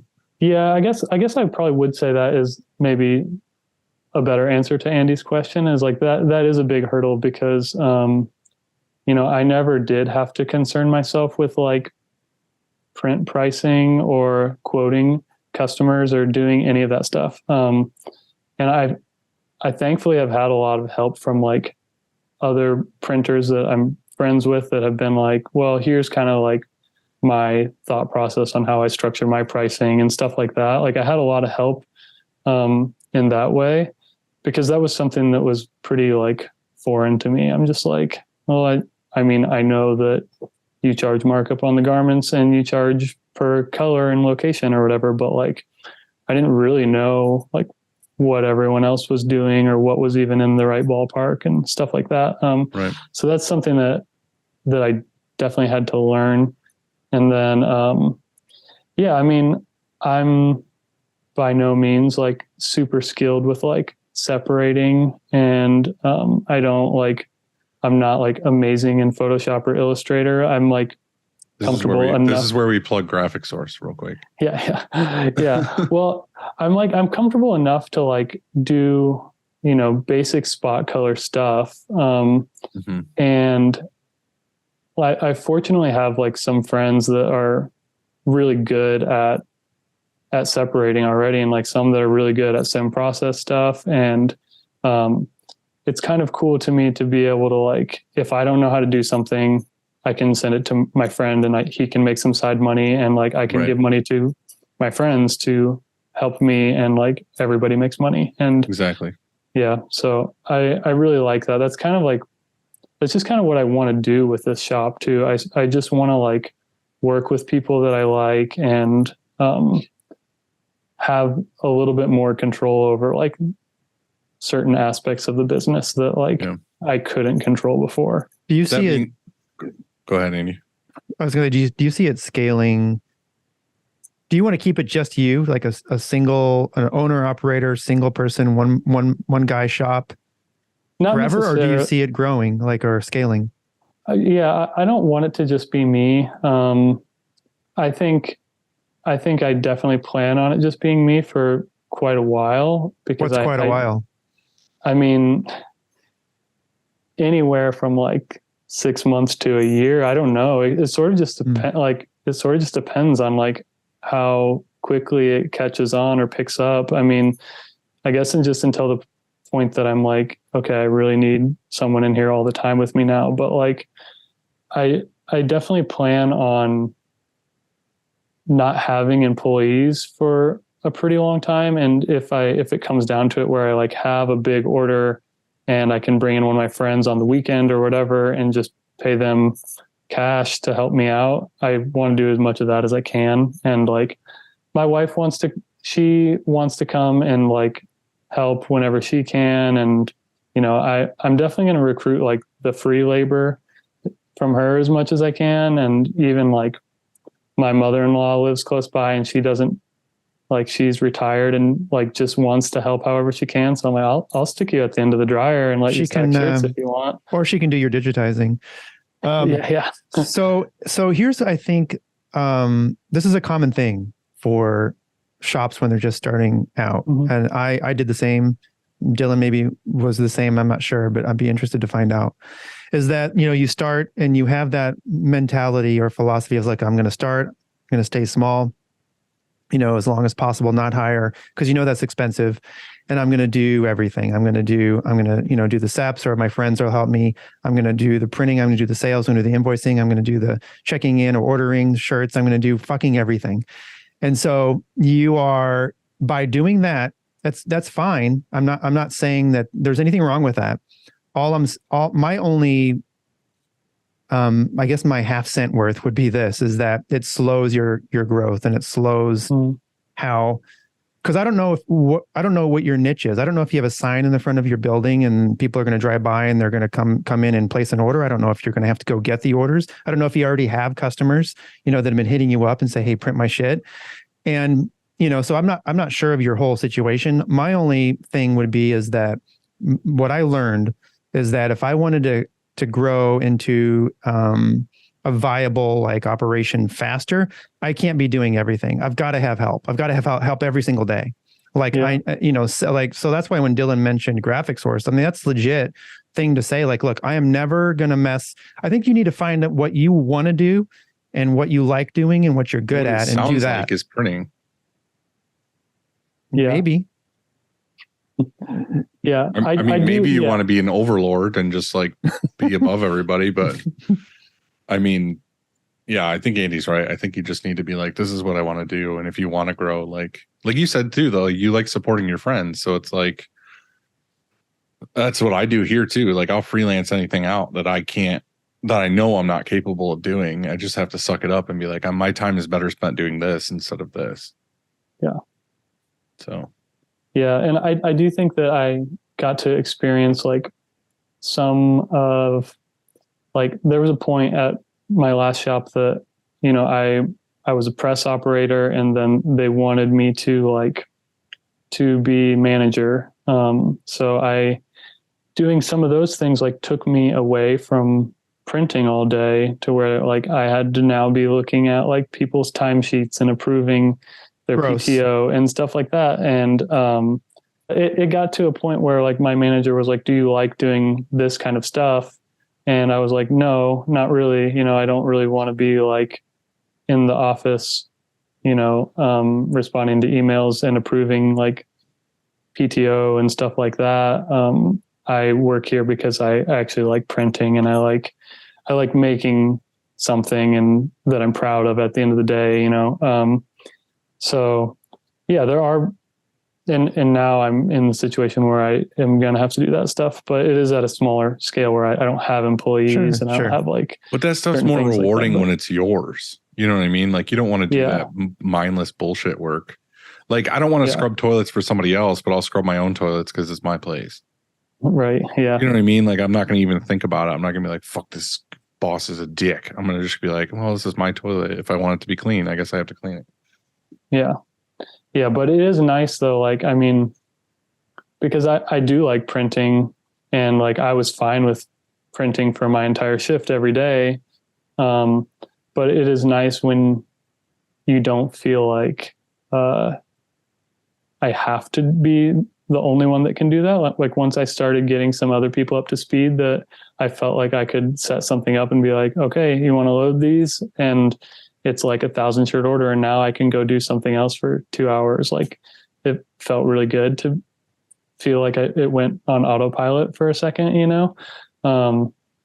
So yeah, I mean, I think I just have accepted that it's going to be a certain way for a while. And then I'm just going to have to feel out like what the business is turning into, and start to take steps after that, I guess. Yeah, I don't know. like choose your first hire. And a lot of times your first hire would be, which you maybe already have in mind, would be something like an assistant, like a reclaim person. Mm-hmm. Or like who's going to pull tape off the screens if you have tape on your screens, who's going to reclaim the screens, who's going to offload, who's going to catch at the dryer when you're offloading on the press. Let's say you're a single press operator, who's going to catch at the end of the dryer. That person, that one person could make all the difference, that first hire. But they also, it's just going to be two of you, so you've got to get along with them, and so that's like one of the hardest things actually is finding a person with good vibes and that's friendly, that shows up on time, and that likes, doing that sort of work. And so I think that, for my goal was anyway, is I knew that, I had rent, I knew that I had utility, I knew I had all these expenses. And so I was like, okay, well, I need to make sure that press spins 40 hours a week. That auto needs to spin, and we need to be printing for 40 hours a week. And now if I'm over, invoicing or ordering shirts or whatever else I'm doing and it's not spinning, if I'm reclaiming, whatever, well, that's fine as long as I'm not dipping into that 40 hours. I guess I've got to be here on a Saturday or a Sunday or be here later. I'm going to be working, 80 hours a week or maybe more. And I did. I really did. And that was fine because I was younger and more energy and I actually liked it. And so maybe what I'm telling you right now is absolutely wrong. Don't listen to a single word. Just don't ever hire anybody. Don't hire anybody. Just have a chill shop and print, like who you want to print for, charge a lot, and then go home and have a turkey sandwich or a vegan sandwich, whatever you are. I think my question is back to kind of what you're saying is you wanted the shop to be what you want it to be and different and work with your friends and all this other stuff. Do you have like a specific approach to like a market that you want to hit up? Like, are you want to go more like the artist market, the band market? Like, what do you want to do? Yeah, I mean, since I spent so much time like in the music industry, I do feel like that's where a lot of my connections are, is like people that I either met through that, or like I have some friends that manage a bunch of bands, or they have a record label or whatever. And because I really haven't even like made this shop public yet, but those are some people that I reached out to be like, hey, just so you know, I'm going to be doing this. And those are some of the people that were like, that's awesome. Like, as soon as you are up and running, let me know, because I'll have stuff for you. That's awesome. So that's kind of where I'm going to start. And I also had some people that, when I was working at the other shop, that would hit me up and want to get stuff printed because they knew I was a screen printer. And it was always like really kind of complicated to try to send them through my old work, because I had no communication with the salespeople, or like, it was like, okay, let me pass you off to this other person. Or like, how are they know. handling it? You know what I mean? Like, if it's a buddy and they're just like dicks or dropping the ball, it's like, you don't even know until it gets to you. Yeah. So that's what I like about, at least, what this is going to be starting out, is that like, if you come and talk to me and want shirts printed, I'll know exactly what you wanted, and I'll be the one printing it, and it will turn out how you were thinking, because it's like, it all came through me, and I like that. Right. At least I like the idea of it. Are you going to use the spin at all? Not a spin, but are you going to push the fact that you're water based? Yeah, I think so. Yeah, because I think that I think some people want that maybe, but like, I don't know. I think that it's just sort of what I want to print, though. Also, like, I think a lot of people want to be like, yeah, we're eco-friendly, or we're this or that, but I don't think that's the way to go with it. I think that it's just like a different method, and I feel like it is more sought after, because I mean, it's a harder process, but it's also like, people promote that they do it because it is harder, and it's it is a softer print, and it is, has all these benefits. So I just didn't know if that was part of your thing with like the bands or whatever it is you're trying to do, is like, the difference between us and this other band shop is that we can give you, this style of printing, or, the softer prints or whatever. Yeah. I mean, I think it's something that I'll probably always like mention. But I don't know that like everyone really cares that much. I think they just are like, we like to care. Yeah. Most of the people are just like, I just don't, I don't even know what either is, but yeah, exactly. Like, people are just like, I just want my design on the shirt. Can you do that? Or not? Right. Can you handle this? Or yeah. All right, dork, fucking print my shirts. Yeah. Yeah. So yeah. But yeah, I mean, that's just, I didn't buy any plastisol for my shop. I don't have any of that. I don't have any other option but to print water-based on stuff. So are you one of those where you're like, I'm a water-based purist and I'll never go back, or I'll never go plastisol, or do you just like to print with it better? Yeah, I just like to print with it. I mean, I think I spent like at my old shop, when I first got there, almost everything we printed was plastisol. It was like 95% plastisol, and every now and then we would do like a discharge job. But by the time I left there, it was pretty much like flipped to where basically everything we did was water-based, and like occasionally we would just have some design that was too many colors on the wrong garment to be able to like make it work with water-based for the setup that we had, at least. So we sort of just why did you guys fall flip? back on? Was it like a printer, like your guys' preference, or was it? Yeah, it was just what we started doing, because we figured out like, oh, we just like how these prints look way better with water-based, and we figured out how to do it. So these are just the inks that we use now. It was, and that's where I say like, no one was pushing us to do that. It was just all like internally driven. Like, the customer no one ever told the customer that it was like, this is discharge, or this is like, which is a funny concept too, because usually the printers want to make things as easy as possible on themselves. You know what I mean? Not always, but I'm just saying, like, as a shop, they look at things like that as like, why would I want to complicate my day? Yeah. Well, sometimes it's like a lot easier though. Like, at least once you have like a lot of the variables dialed in, like, and your screens aren't breaking down on press and stuff like that. I mean, to do a job that is like, say, some like rainbow print or something where like it's got some text and every letter is like a different color and it's like 8 colors and none of them touch. Like to print that with discharge is a lot easier than to put a base and have to get every color lined up on top of it and keep it in registration. Like you need to make sure your palettes are like stickier and stuff like that, where like we got to the point where a lot of times like running stuff as discharge was just, it was easier really. Like, so, I mean, there are things that are harder with water-based, but I think there are some things that are like a lot simpler to do. Yeah. Oh, I like your idea to be 100% water-based. I mean, especially if you're going after the tour or the band merch market, if that's your thing, then you'd be the printer that they go to if they want that look and that feel. And they'll appreciate it when they receive it and they go to sell it and it sells well and all that sort of stuff. And so then you can charge more. And that way you can just be the specialty shop, that does this thing, and you don't have to hire anybody. You can live like a happy life with not very many headaches.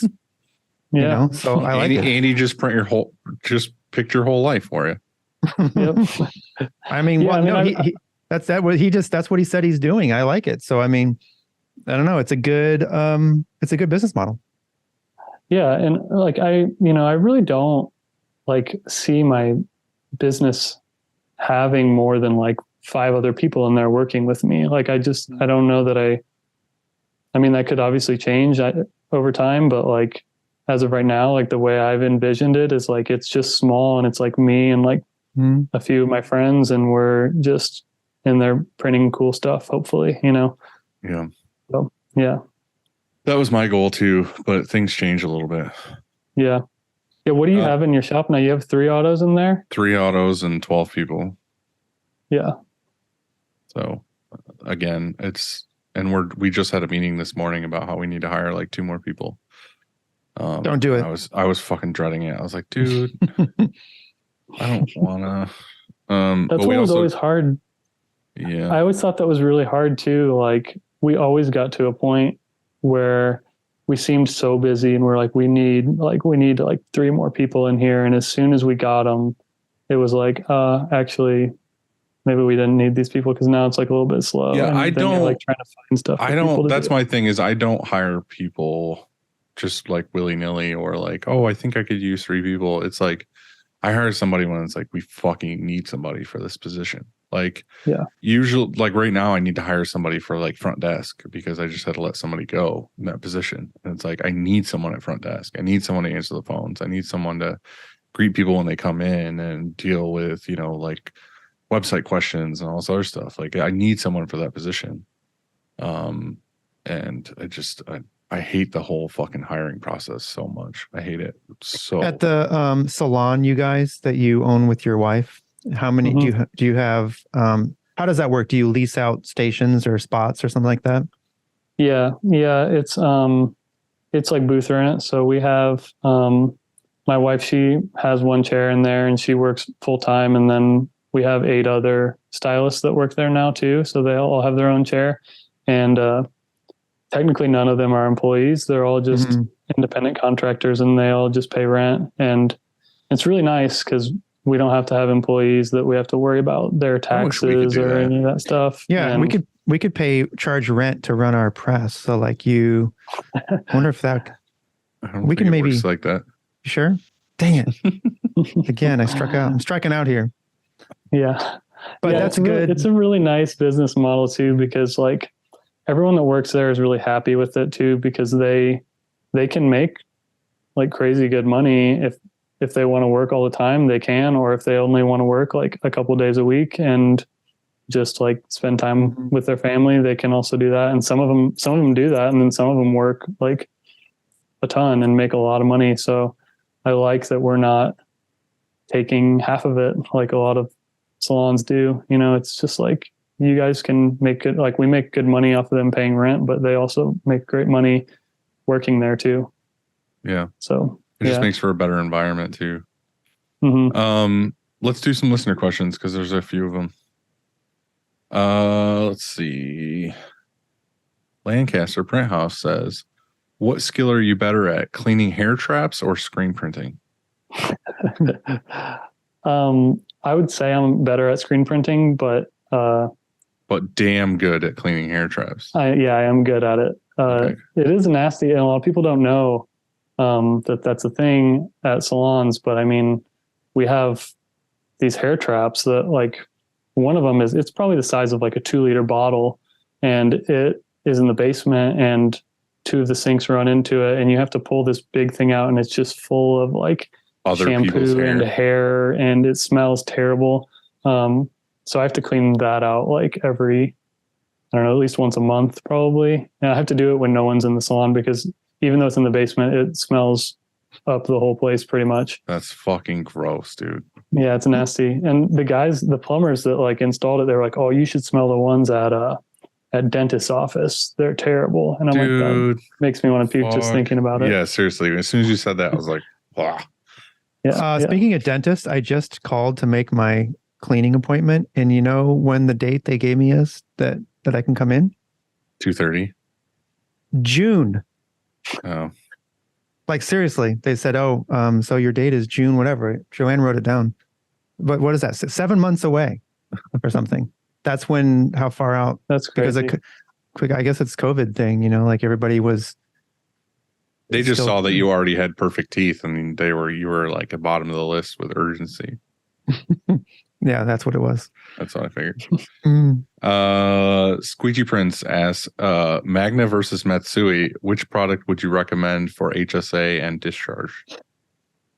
Well, I will say I use Magna Colors, and I've definitely spent the most time learning that system and like figuring out little tweaks and stuff with it. But I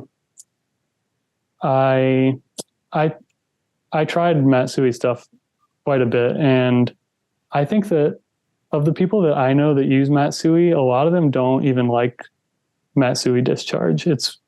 I think it's kind of terrible. And I've talked to a lot of guys that are like, yeah, the formulas are always so off, and I have to add like triple the amount of pigment that it calls for to get the color right and stuff like that. And a lot of the colors that I mixed with Matsui discharge, it would be like a really dark purple in the cup, and then you print it and you send it through the dryer, and now it's like pastel purple, and it's super hard, especially if the formulas don't work. It was really hard to color match at all, especially if I can't see what's in the cup and then have that look anything like what's at the end of the dryer. Brandon, I was really hoping you would tell us really how you feel. Yeah. Well, yeah, but I think every ink system has like flaws, or has like maybe certain things that it does really well and certain things that aren't that great. And I think that Matsui HSA is really good, and I see a lot of shops that are using it that put out really, really nice prints. But for me, it sort of was like, I didn't want to have to maybe use Matsui for high solids and then have to use a different system for discharge and have to stock all these different sets of pigments. I thought it made more sense to find one that worked for both. I liked their discharge, and I liked their high solids, and I liked this other thing that it can do. So out of all the ones that I tested, I think that the Magna discharge is the best that I've used out of all the brands. And I've probably tried 5 different ones, and the mixing system, like the colors come out really close to the formula, and it prints awesome. And I just think that the colors are really vibrant, but I also really like their high solid system, and they have like a medium solid base that I think is really good too. So I kind of use all of them, and I only need to stock one set of pigments, and then I have a bunch of different bases that I can mix those pigments with. And that's really nice to me. And I also think it's nice that it uses such a small amount of pigment. Like with their discharge, the max is like 6% pigment to base, and some of them only need like 1 or 2% pigment to give you a really bright print. Right. Yeah. So that's really nice too, because your pigments last a long time. But yeah, so that's sort of my input. But to be fair, I have not spent near as much time learning how to print with Matsui as I have with Magnacolors. So I'm sure there's like tons of tweaks that other people have figured out that I probably don't know about. And, you know, it's not to say that ink is bad. It's just for what the printing that I do, I've had a lot better luck with Magnacolors. Okay. This kind of ties into that a little bit. Night Owl's print asks, what was your biggest challenge overcoming water base? Probably, like I said before, it was really hard having all these random garments come in and not being able to like be selective about them, because I think that's a big thing with water base is being able to pick a garment that is going to really work well with your artwork and the inks that you're going to use. Because, you know, not everything works with discharge, or certain things that would be fine with plastisol running through the dryer for only like a minute or whatever aren't going to be okay running through for 2 minutes at a, you know, it might migrate now or whatever. So you have to be a lot more selective with what you print, or you have to, you know, you have to take a lot more things into consideration. So especially when I started really getting into it was kind of right before COVID too. So then there was all these supply shortages, and we would have all these orders that were like, you know, just the larges are 50-50 cotton or 50-50 and all the rest are 100% cotton. And now I can't do the same inks on all of them, stuff like that. Like, it's just, when you get into really printing with water base, you have to understand how it's going to work with all the fabrics a lot better than with plastisol. Right. I felt like we were sort of just, everything gets a base and it gets top colors and it gets a highlight white and it kind of works for everything. And it's definitely not that way. I had to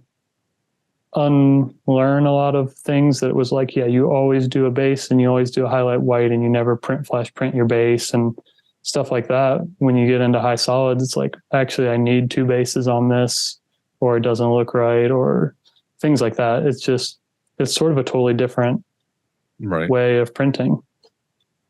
So, Hard Hand, this one's more of just a story, I guess. Hard Hands Print Shop asked, how many times did Grizzly Wheeler ask you to move to South Carolina? And then Josh answered his own question, and he said he stopped counting after I sent him a video of me on one knee with a ring pop in my hand. So there you go with Josh, that. I'll come print for you. I'll move to South Carolina even if you propose like that. There you go. Yeah, it's very romantic. I know. He's asked me a couple of times though. Yeah, he's definitely thrown it out there more than once that I should come move down there. But it's very convincing. Yeah. Relentless Merce asked, is the natural progression of a metalcore kid to become a screen printer? Can Nothing Left play a set at ISS Long Beach? And then Print Girl Mafia says, I second this. And then she asked Ross and Ryan to make it happen. So do you feel that way? Natural progression of a band? I do feel like it's pretty stereotypical.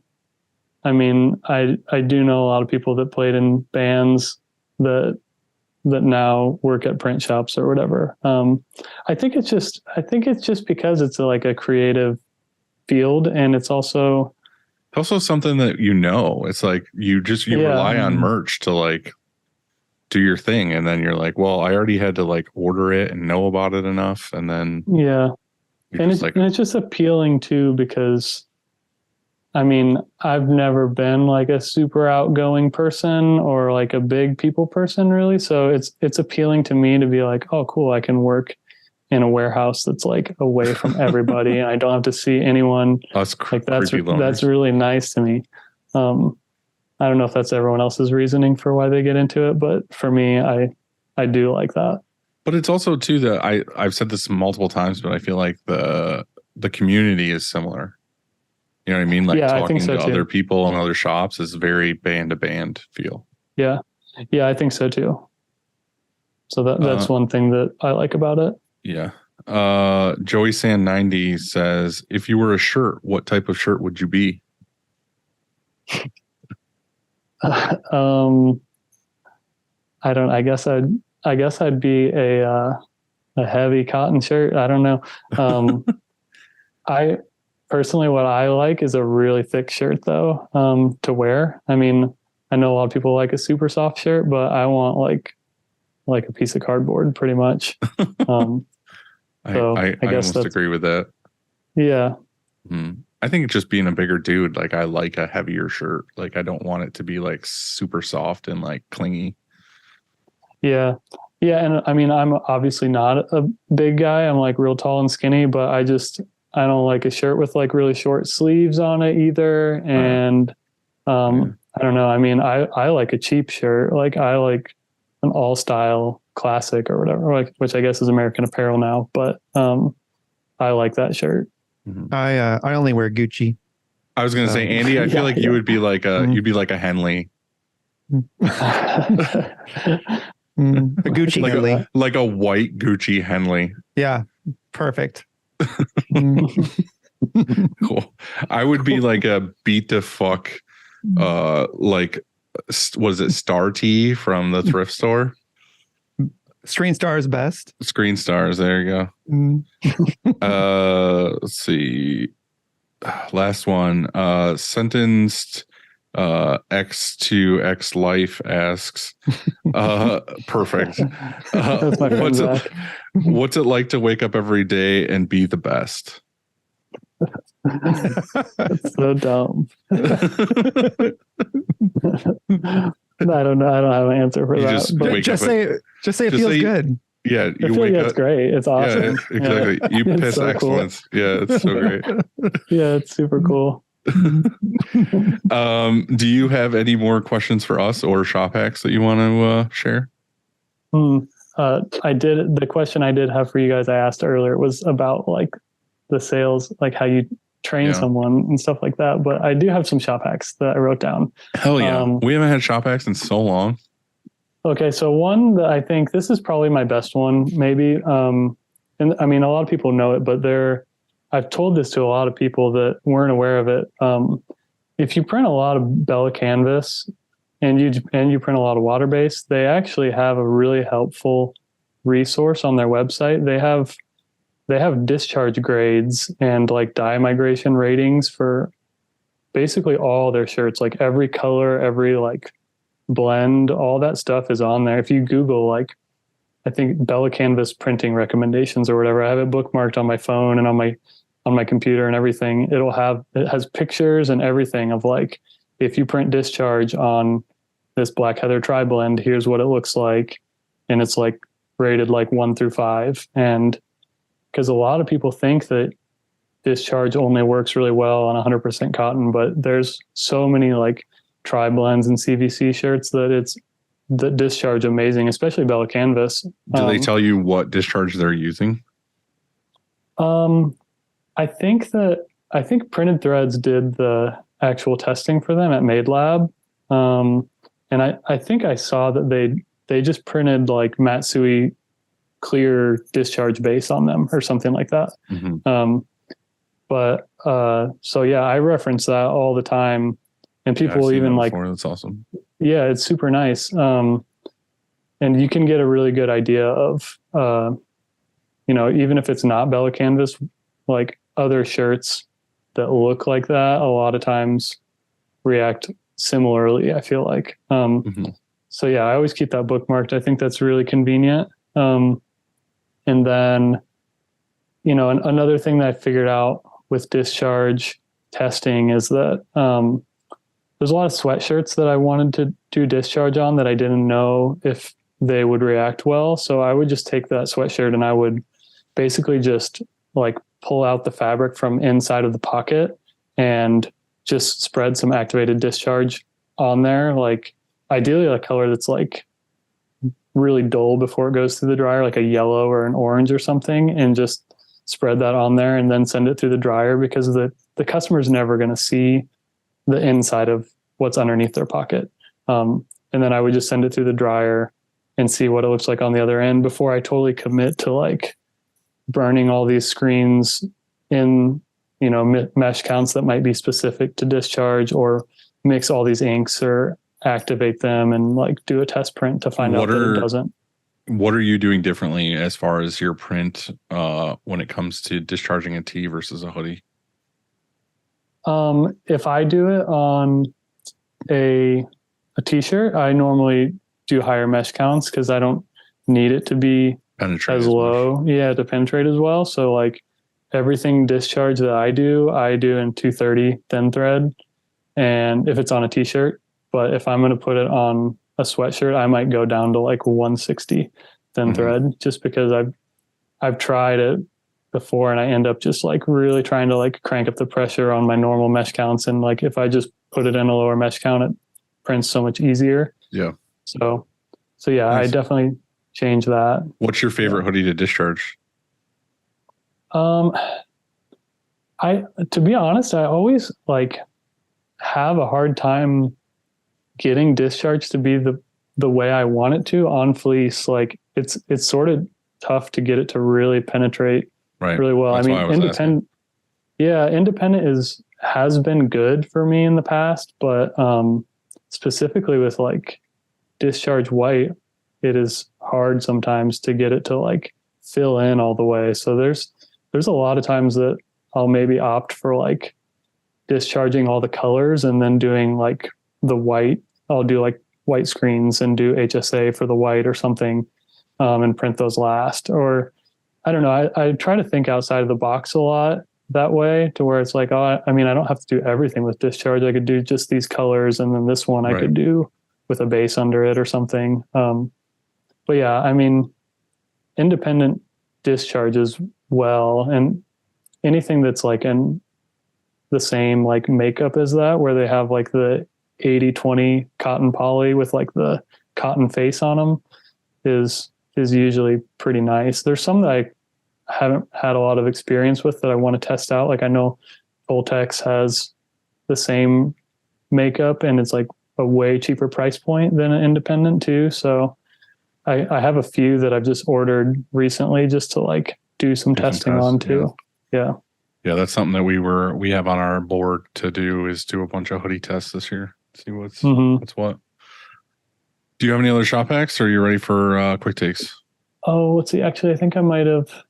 One thing that I started doing is I got these spray bottles from my wife. Got them for me from like the salon supply, the beauty supply store or whatever. And they're like ones that like barbers use that have like really fine mist when you spray it, like, or people use them for like misting their plants and stuff like that. And they're really nice for if you put water in them, or I put like water and like softener in it, and I'll spray that in the screen before I put like HSA in, and just kind of like coat the surface of the mesh with it. And that's really nice to prevent like the ink from sticking as much as it does. Right. And it also doesn't put like big water droplets in it that like mess up your print. So you can kind of just like mist it with that. And that's kind of nice, I think, that I found. So we always just like would have those around the shop, just filled up. It just looks like a bottle of milk. We would just call it like screen milk. And you do that before you load ink, and that's the only time you do it? Yeah, pretty much. That, or like I would do it before I put the ink in the screen, or sometimes I would spray it on like the squeegee and the flood bar too, because it also helps it from sticking to that. Because when you print with HSA, especially on a long run, it starts to get really like gummy over time. So that's just one thing that sort of increases like the longevity of it, I think. Mm-hmm. So that's something that I do. I have one more shop hack that I wrote down. This is one thing that we did at my old shop. We I don't know if you've ever held up like two screens that are the same mesh count to each other and noticed that like it creates a weird like wavy moire pattern. So if you ever like, don't know what mesh a screen is, you can be like, well, I know that this one's a 160. So like you hold that up against it and you're like, okay, cool. There's the weird pattern. So that's a 160. We actually made like a mini screen that we had just like cut pieces of the different mesh counts we used and put it on there. So it's like, here's a 160, here's a 200, here's a 230. And it's just this little small screen, and you could hold it up to any screen and see which one has the wavy pattern. And then you're like, oh, cool. That one's a 230.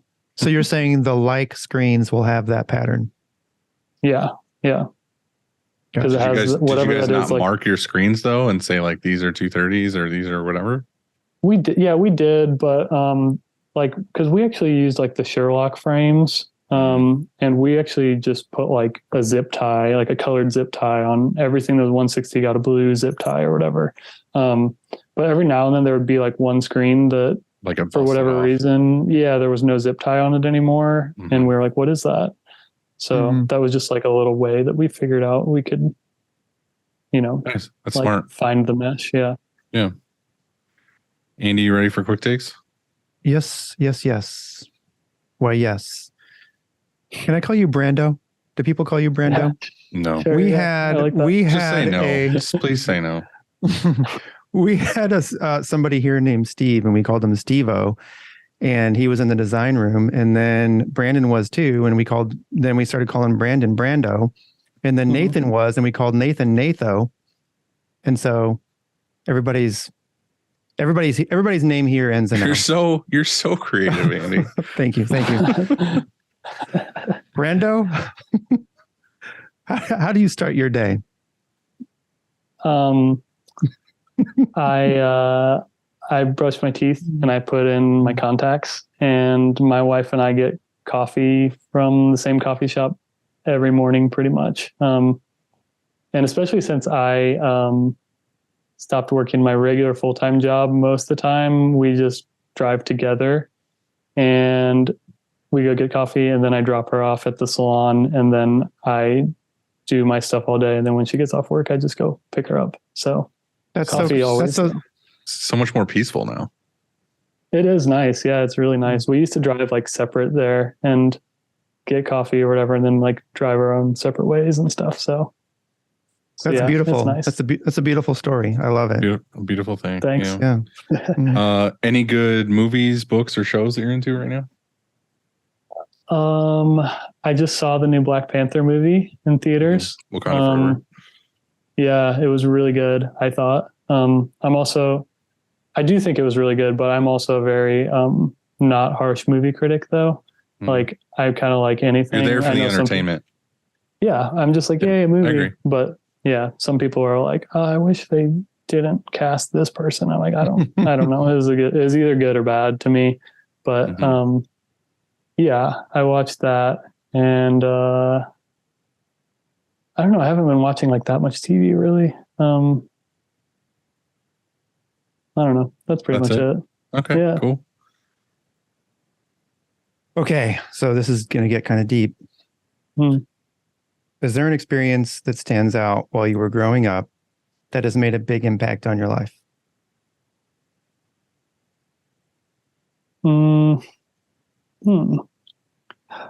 Yeah, I mean, I think that like my time spent like traveling and playing music like changed the whole course of my life, really. I mean, I never would have met my wife or even ended up living here in Ohio where I do if it wasn't for that.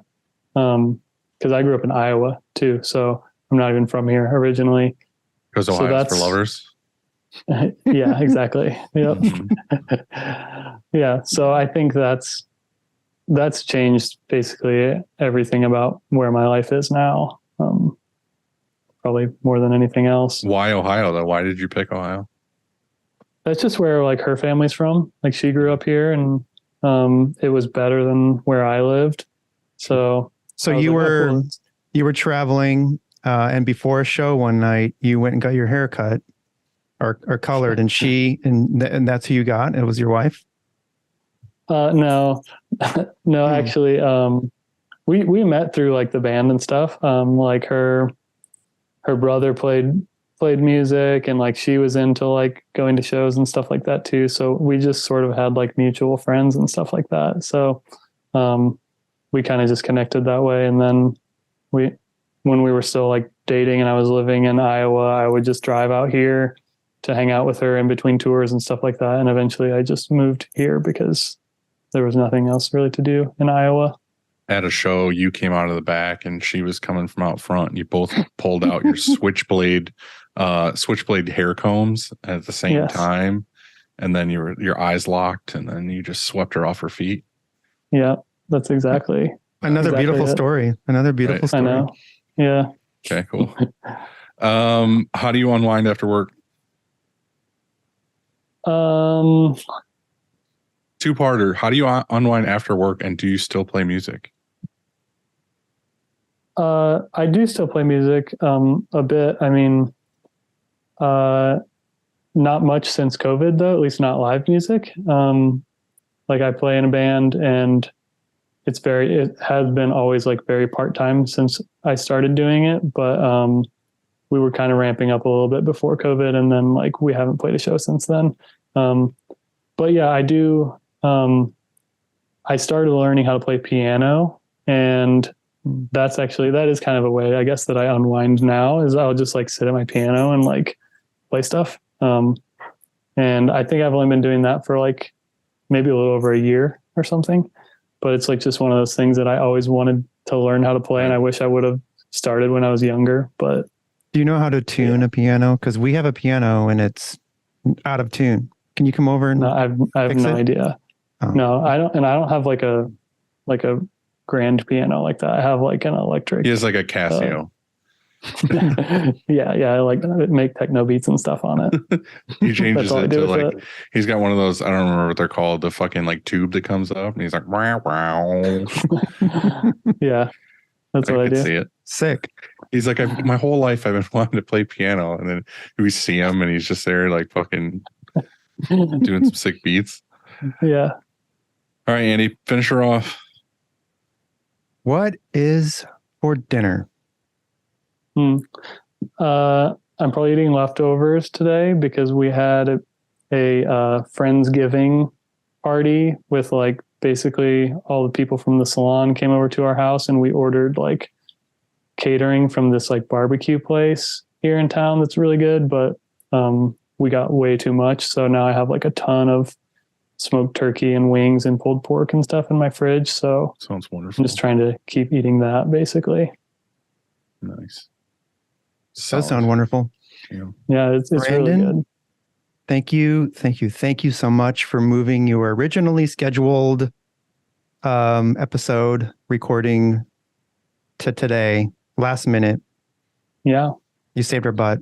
Thank you for accepting the fact that in our luck, this episode probably won't air because it'll be deleted. Yeah, I hope we were recording this whole time. Yeah, that would have been the best if it actually worked, but we didn't record it. I see the thing on my screen that says recording. It's recording, but we'll see how it goes. But you're down to redo this tomorrow morning, Cole? Yeah, this is a practice run for me. Right. We do every episode twice. So, but thanks, Brandon. We appreciate it, man. Seriously, good luck with starting up the new shop. I really hope it goes awesome for you and you have nothing but success. But if you ever need a hand, let us know. We'll fly out and we'll help you print for Sweet. Yeah. Awesome. I can print. Seriously, thank you guys for asking me to do this though. Like for real, I feel honored to do it. So hell yeah, dude. Very cool. Yeah. Thanks, man. And I don't know if you guys are going to be at ISS, but I'm planning on being there this year. And playing there apparently. Yeah, we'll see. Mm-hmm. All right, man. We'll see you there. Awesome. See you guys. Later, dude.